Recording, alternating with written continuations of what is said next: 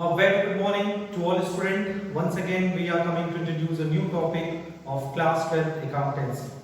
As you know very well, in the last few videos, we already discussed a lots of the theoretical as well as the practical concept related to the chapter number 7, that is in company's account issue of share. And in the last video, we discussed the very important practical problem related to the chapter number 7, that is an oversubscription.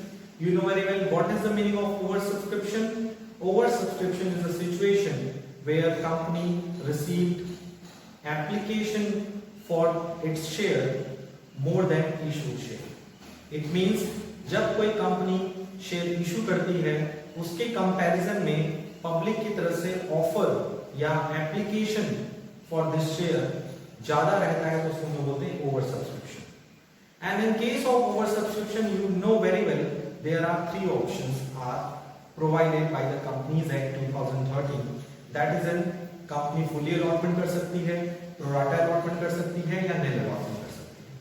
fully allotment मतलब उन सारे group of applicants में से कुछ share holders को वो पूरा share provide कर सकती है या फिर कुछ शेयर होल्डर्स को जितना शेयर उन्होंने ऑफर किया है उसमें से कुछ कम शेयर अलॉट कर सकती है. वहीं तीसरा कैटेगरी ये डिसाइड करता है कि कंपनी कुछ एप्लीकेंट्स को रिजेक्ट कर सकती है यानी उनको कोई भी शेयर अलॉट नहीं करती. So there are basically three categories related to the over subscription to allot the share. Because you know very well according to companies act 2013 it is clearly mentionise कि कंपनी जितना share है उससे ज्यादा share allot नहीं कर सकती. यानी अगर कंपनी ने 10,000 शेयर इशू किया है तो वो 10,000 शेयर से ज्यादा शेयर अलॉट नहीं कर सकती. दैट्स व्हाई कंपनी को full allotment, pro rata allotment और निल अलॉटमेंट का सहारा लेना पड़ता है. So let's we start the first practical problem related to over subscription, the question number 20. So our today's video is related to the practical question related to the over subscription. So question number 20. Jyoti Power Limited decided to issue 8,50,000 equity share. According to question number 20 of your book, Jyoti Limited decided to issue 8,50,000 equity share of rupees 10 each at a premium of 3 per share. The whole amount was payable on application. यानी सारा का सारा पैसा application पे मिलेगा. Application for 20 lakh share received, application for 3 lakh share rejected and shares were allotted to the remaining applicant on pro rata basis. Pass necessary journal entries for the above transaction in the books of the company. So it is a very clear situation कि company ने share issue किया, issue share हुआ company का कितना 8,50,000 share, जबकि applied share यानी कि application कितने शेयर के लिए आया, एप्लीकेशन आया शेयर के लिए 20 लाख. कंपनी के लिए कितने शेयर के लिए एप्लीकेशन आया 20 लाख. तो कंपनी कैसे शेयर अलॉट कर रही है? According to this situation you can see that company ने 3 लाख शेयर्स को रिजेक्ट कर दिया. जो 3 लाख जो अप्लाइड शेयर था उसको कंपनी ने इशूड शेयर में एक भी शेयर प्रोवाइड नहीं किया. वहीं बचे 17 लाख शेयर्स को कंपनी ने कितना शेयर प्रोवाइड किया 8,50,000. एंड इस क्वेश्चन में यू कैन सी दैट सारा पैसा एप्लीकेशन पे देना है. यानी कि कंपनी ने जो 8,50,000 शेयर इशू किया था कितने रुपए का 10 रुपीस का प्लस 3 रुपीस प्रीमियम, कंपनी ने सारा पैसा एप्लीकेशन पे ही मांगा है. यानी पूरा का पूरा 13 रुपीस पेबल ऑन एप्लीकेशन. यानी इस क्वेश्चन में ना अलॉटमेंट है, ना फर्स्ट कॉल है, ना फाइनल कॉल है. तो यहां आपको ये ध्यान रखना है कि जो एक्सेस अमाउंट है, एक्सेस शेयर है, यहां पे एक्सेस शेयर कितना है 3 लाख. इसका भी जो 13 रुपीस है जो एप्लीकेशन पे रिसीव हुआ है कंपनी इसको क्या करेगी लौटा देगी. यानी कंपनी 39 लाख रुपीस जिन शेयर होल्डर को रिजेक्ट किया है उनके शेयर्स को लौटा देगी. और इसका जो एक्सेस बन रहा है कितना एक्सेस बन रहा है 8,50,000।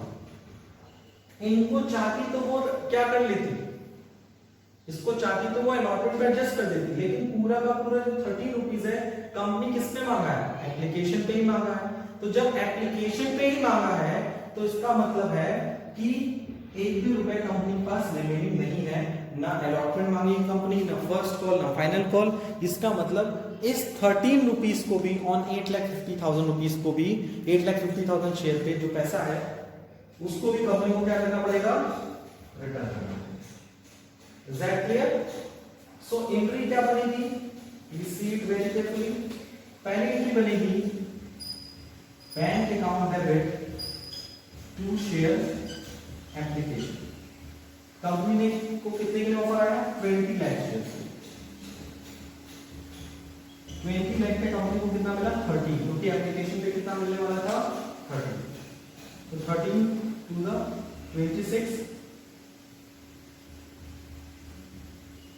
यानी कि 2 करोड़ 60 लाख रुपीस उसे रिसीव हुआ एप्लीकेशन पे।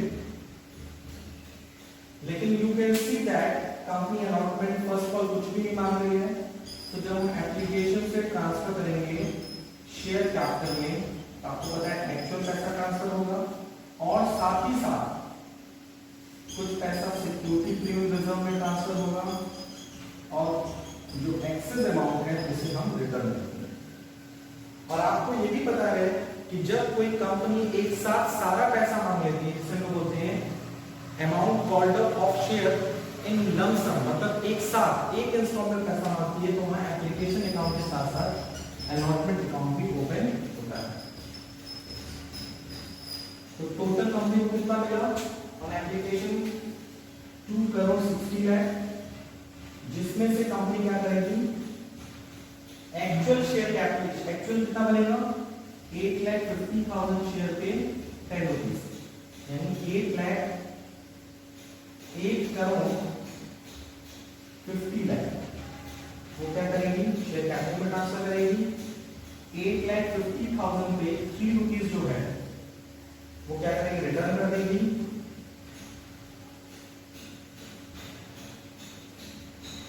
2 करोड़ 50 सिक्योरिटी प्रीमियम कितना रहेगा, 2 करोड़ 25,50,000 वो क्या करेगी, सिक्योरिटी प्रीमियम रिजर्व में ट्रांसफर करेगी।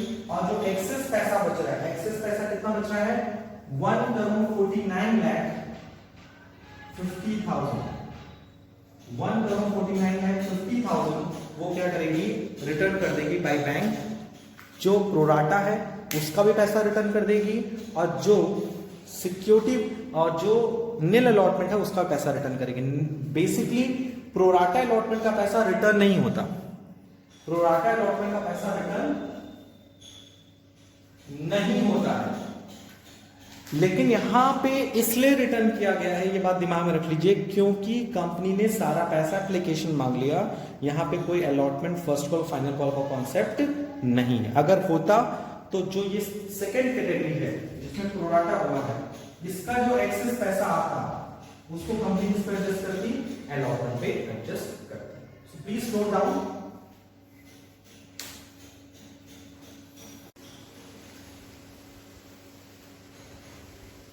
So after completing the first portion related to the oversubscription, let's we move to the another portion, that is in portion number 21, which are also related to the oversubscription, and this is the portion number 21. What is portion number 21? Let's we see that Govind Limited issued a prospectus invited application for 20,000 shares of rupees 10 each at a premium of 3 per share, payable as to 4 on application, 5 on allotment, including premium, 2 on first call and 2 on final call. Application were received for 2,27,000 shares. Director allotted the share as follows: applicants of 16,000 shares full allotment, 6,000 shares 4,000 यानी pro rata allotment, and 5,000 share को company ने कुछ भी नहीं दिया। So in this question you can see that company ने over subscription की situation को हैंडल करने के लिए फुली अलॉटमेंट, प्रोराटा अलॉटमेंट, अनियल अलॉटमेंट तीनों को अडॉप्ट किया है। Give journal entries assuming that all sum due on allotment and cost have been received. So इस सिचुएशन में पहले हम वर्किंग नोट प्रिपेयर करेंगे क्वेश्चन नंबर 21 की सिचुएशन में। इस सिचुएशन में you can see that company ने इशू किया 20,000 शेयर। एक शेयर कितने का था? 10 रुपीस का था और प्लस 3 रुपए प्रीमियम का इशू किया, तो टोटल शेयर का प्राइस हो गया 30 रुपीस। उसको किस तरह से मांगा गया है? एप्लीकेशन पे 4 रुपए मांगा गया है, अलॉटमेंट पे 5 रुपए, इंक्लूडिंग प्रीमियम लिखा है, दैट्स वाई 3 रुपए प्रीमियम का हो गया, 2 रुपए शेयर का। फर्स्ट कॉल पे कंपनी ने कॉल्ड अप किया है 2 रुपीस और फाइनल कॉल पे कंपनी ने मांगा है 2 रुपीस। तो अगर आप इसको ऐड करेंगे तो आएगा 13 रुपीस इशू प्राइस, और प्रीमियम को अगर हटा के जोड़ेंगे 4 + 2 6, 6 and 4 10, यानी मेन वैल्यू क्या है शेयर की? 10 रुपीस। इसे हम लोग फेस करेंगे। अब कंपनी को एप्लीकेशन कितने के लिए आए हैं? 27,000। सो अप्लाई हुआ कंपनी के पास 27,000। वेयर एज कंपनी कितना शेयर अलॉट कर सकती है? जितना वो इशू की। कंपनी अपने इशू शेयर से ज्यादा शेयर अलॉट नहीं कर सकती, इसीलिए कंपनी के पास ऑप्शन है कि वो सिर्फ 20,000 शेयर तक ही अलॉट कर सकती है। तो उसने किस तरह से अलॉट किया? 16,000 जिसने शेयर मांगा उसको 16,000 दिया। कैटेगरी 2 में 6,000 जिसने मांगा उसको 6,000 ना देके सिर्फ और सिर्फ कितना दिया? 4,000, जिसे प्रोराटा अलॉटमेंट की कैटेगरी कहते हैं। और थर्ड में कंपनी ने जिस शेयर होल्डर ने 5,000 मांगा उसे कंपनी ने कुछ भी प्रोवाइड नहीं किया।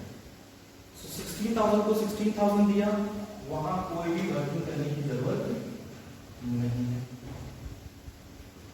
बट जिस शेयर होल्डर ने 6,000 डिमांड किया उसको कंपनी ने सिर्फ कितना दिया? 4,000 शेयर। तो उसका एक्सेल एप्लीकेशन मनी कितना हो गया? 2,000 एक्सेल शेयर हो गया एंड एप्लीकेशन मनी बाय 4 8,000 हो गया। क्वेश्चन में कुछ भी नहीं बोला है कि आपको प्रोराटा के केस में क्या करना है। तो मैंने आपको बताया था लास्ट वीडियो में कि when there is no information about the treatment of the pro rata allotment, in this situation the excess application money received on pro rata allotment will be adjusted with allotment। तो इस 8,000 को हम लोग क्या करेंगे? allotment के साथ क्या करेंगे? adjust करेंगे। और नील allotment के केस में आपको पता है, नील allotment के केस में 5,000 शेयर डिमांड किया, कुछ भी नहीं मिला, तो एक्सेस कितना बना? 5,000 application money by 4 multiply by 4 तो 20,000। इसको हम लोग क्या कर देंगे? रिटर्न कर देंगे। अब हम लोग जर्नल एंट्री की तरफ मूव ऑन करते हैं। When we pass the journal entry related to this question, you can see that firstly we require the loss of space,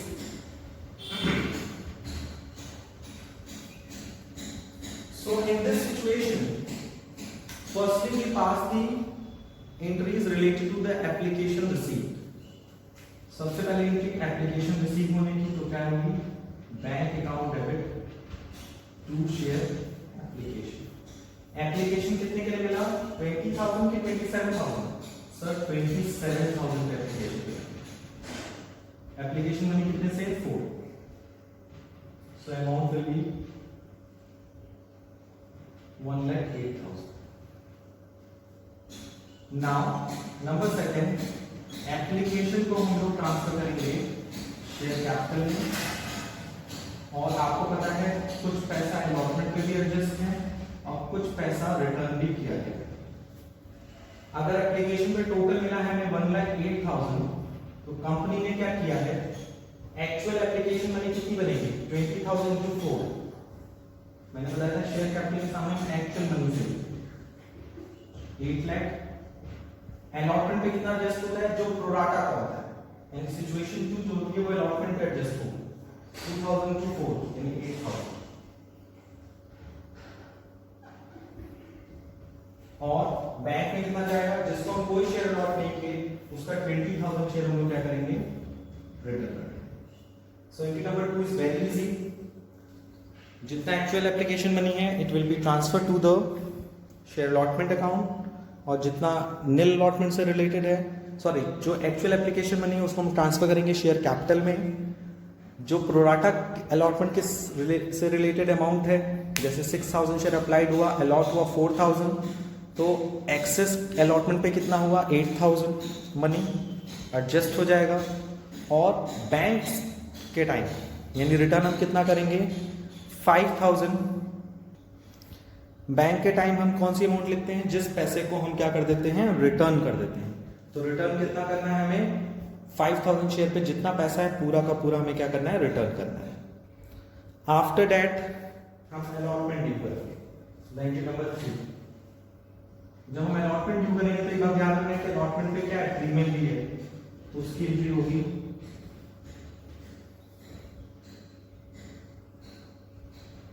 share allotment debit to share capital to security premium reserve. अब जब हम allotment due called up करेंगे तो वो 27000 पे नहीं होगा, वो कितने शेयर पे होगा 20, यानी अलॉटमेंट पे हम एक्चुअल शेयर पे आ गए। एप्लीकेशन में हम 27000 पे वर्क किया था, but at the time of allotment हम कितने पे मांगेंगे 20000 शेयर पे शेयर का पैसा और 20000 पे प्रीमियम का पैसा। प्रीमियम में 3 रुपए से यस 60000 और शेयर का पैसा है 2 रुपीज से, सो 40000। टोटल कितना मांगना है अलॉटमेंट पे 1 lakh.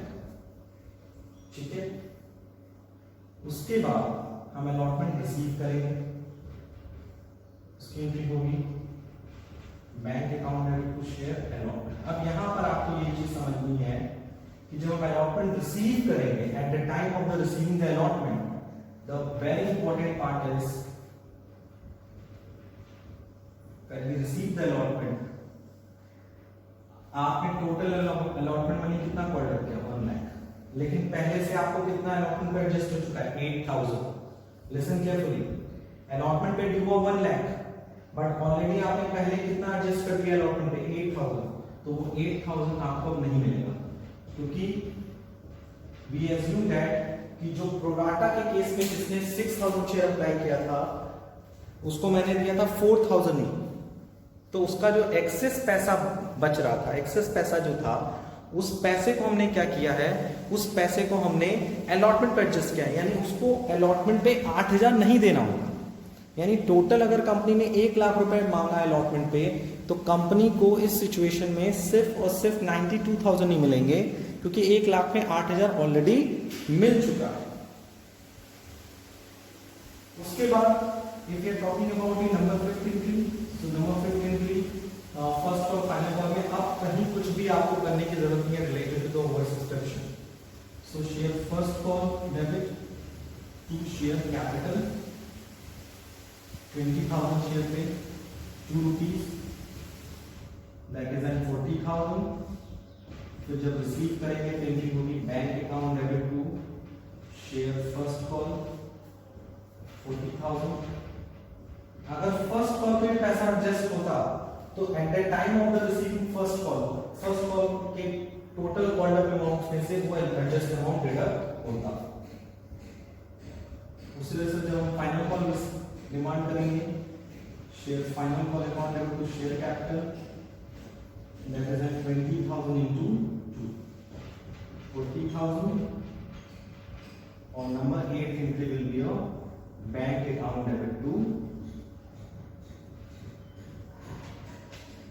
Share final. So you can see that जब भी कोई सिचुएशन में ओवर सब्सक्रिप्शन का क्राइटेरिया होता है, यानी जब किसी क्वेश्चन में ओवर सब्सक्रिप्शन से रिलेटेड क्वेश्चन पूछता है, सो पहले आपको देखना है कि कैटेगरीज कितनी है क्वेश्चन।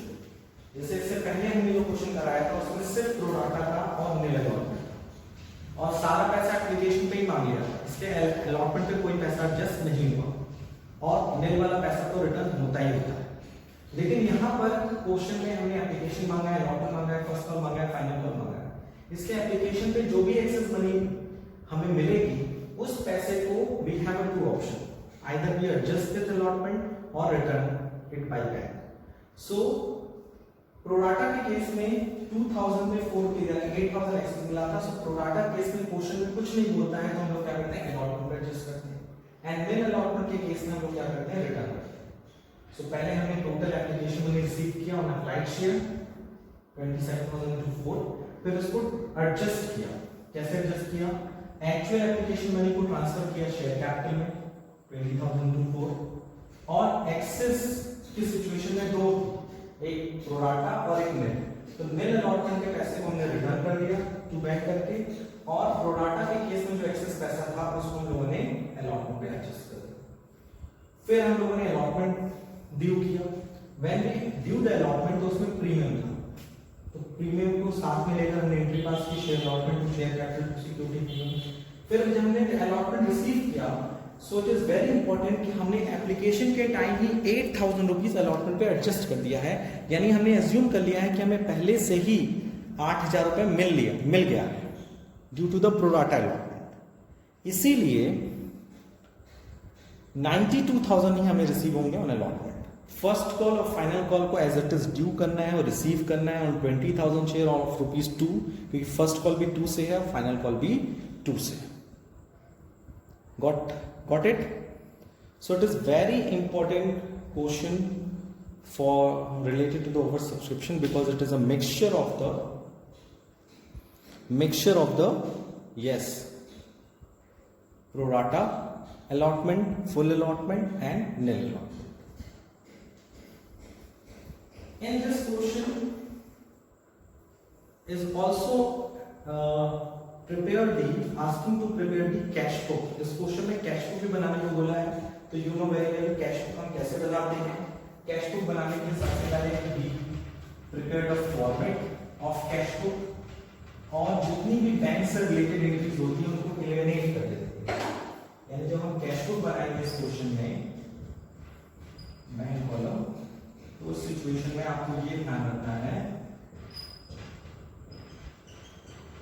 पहले तो हम कैश बुक बना लेते हैं। जैसे शेयर एप्लीकेशन पे आया, टू शेयर एप्लीकेशन 1,08,000, फिर दूसरी है बाई शेयर एप्लीकेशन का जो एक्सेस मनी था 20,000 हमने रिटर्न कर दिया।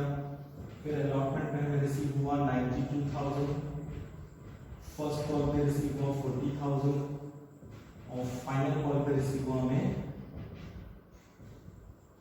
40,000। सो हम बैलेंस कर देंगे, बाई बैलेंस CD 2,60,000। सो ये कैश बुक बन के आपके तैयार है। Cash book is just like a bank account जैसा आपने देखा है, ठीक है, कैश बुक बन गई। लेकिन यहाँ पे ध्यान देने वाली बात क्या है कि कौन कौन सी एंट्रीज एलिमिनेट होगी। तो जब हम कैश बुक बनाते हैं तो ये कैश बुक बैंक वाला बनाते हैं, तो ये वाली एंट्री बैंक से रिलेटेड जितनी भी एंट्रीज हैं वो सब हम पास नहीं करेंगे इन द एग्जामिनेशन। और यहाँ पे थोड़ा सा क्लाइमेक्स है, थोड़ा समझना है, यहाँ पे भी बैंक है, टू बैंक, तो उस बैंक को भी हम लोग क्या कर देंगे, रिमूव कर देंगे, क्योंकि हम कैश बुक बना रहे हैं, और इसमें से भी वो वैल्यू हटा देंगे। यानी जब हम कैश बुक बनाएंगे बैंक कॉलम का, तो बैंक जर्नल एंट्री में कहीं दिखना ही नहीं चाहिए। यानी जब हमने जर्नल एंट्री पास किया तो वहां पर बैंक वर्ड यूज ही नहीं होना चाहिए। अगर बैंक को हम किसी एंट्री से डिडक्ट कर रहे हैं, जैसे एंट्री नंबर 2 से डिडक्ट किया, तो उस सिचुएशन में हमें उतनी अमाउंट क्या करनी पड़ेगी, डेबिट के अमाउंट से या क्रेडिट के अमाउंट से डिडक्ट करनी पड़ेगी। तो बस इतना ही सा ट्रिक है, प्लीज नोट डाउन। इसके बाद हम आपके एक डाउट क्वेश्चन को सॉल्व करते हैं which are related to the preparation of balance sheet, जिसमें हमें शो करना होता है share capital. Okay, so please note down this question in your copy, prepare properly, and let's we move to the question number 4. Let's we move to the question number 4. Question number 4 says that on 1st April 2017, Shakti Limited was formed with an authorized capital of 60 lakh divided into 3 lakh equity shares of ₹20 each. Out of these, 50,000 shares were issued to vendors as fully paid for purchase of office premises. The director offered 1,20,000 shares to the public and called up 10 per share, and they received the entire called up amount on these shares. So this question is related to the preparation of the balance sheet on issue of shares, and the question is asking about to show the share capital in the balance sheet of the company as per schedule 3 and also prepare notes to account. So in this situation, firstly we prepare the Format of the company, balance sheet according to the schedule fee. So question number 4.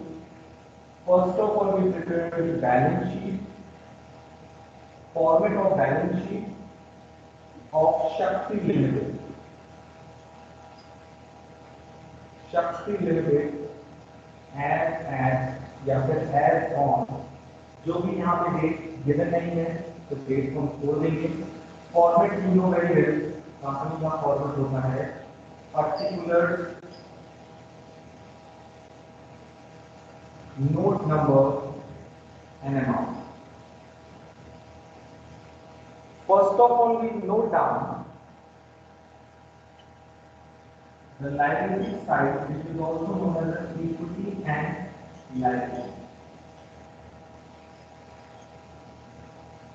Under the equity and liability, the first head which are related to the liability side, that is the shareholder fund. And in the shareholder fund, we write down the share. यानी हम एक simple सा format prepare करेंगे company का और नीचे लिखेंगे note number में 1 और यहाँ पर हम कोई भी वर्किंग नहीं करेंगे. वर्किंग एरिया अलग से हम वर्किंग फंड बनाएंगे जिससे हम कंपनी की बैलेंस शीट में बोलते हैं नोट्स टू अकाउंट. यानी क्वेश्चन के नीचे नोट्स टू अकाउंट नंबर 1 किसका नोट्स पे कौन बना रहे हैं? Share capital. शेयर कैपिटल का जब भी नोट्स पे कौन बनाते हैं तो वही सीक्वेंस में प्रिपेयर होता है. सीक्वेंस मतलब सबसे पहले हम राइट डाउन करते हैं एप्राइज शेयर कैपिटल. क्या राइट डाउन करते हैं? Apprise share capital. So according to this question the apprise share capital will be how many shares are there? 3 lakh equity share at the rate of 20 each. So it will be a 50 lakh.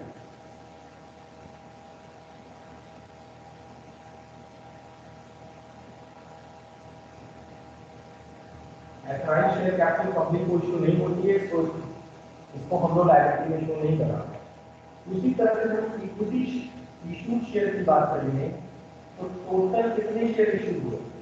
Total company ने issue किए 50,000 share issue किए हैं vendor को और 1,20,000 share issue किए हैं public को.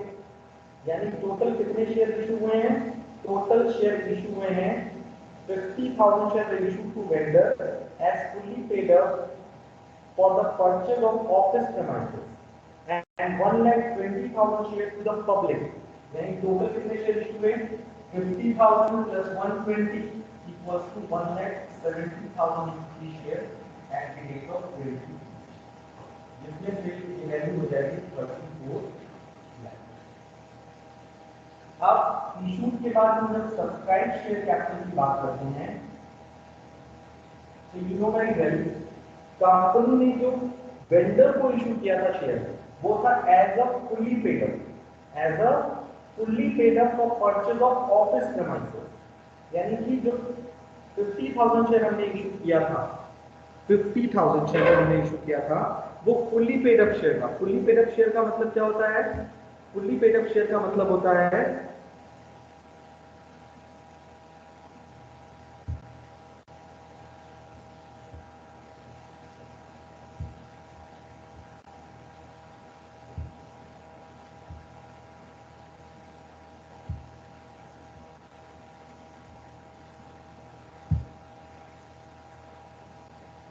Fully paid up share का मतलब होता है वो शेयर जिसमें हमें पूरा पैसा मिल जाता है.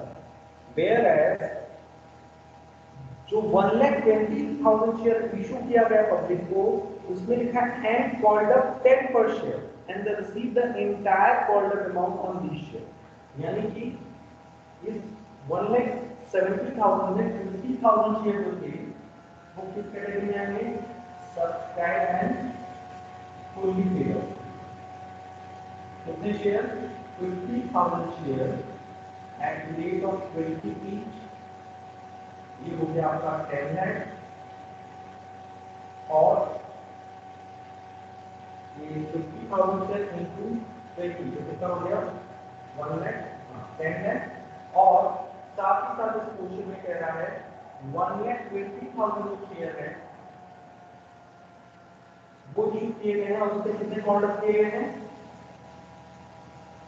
10 रुपीज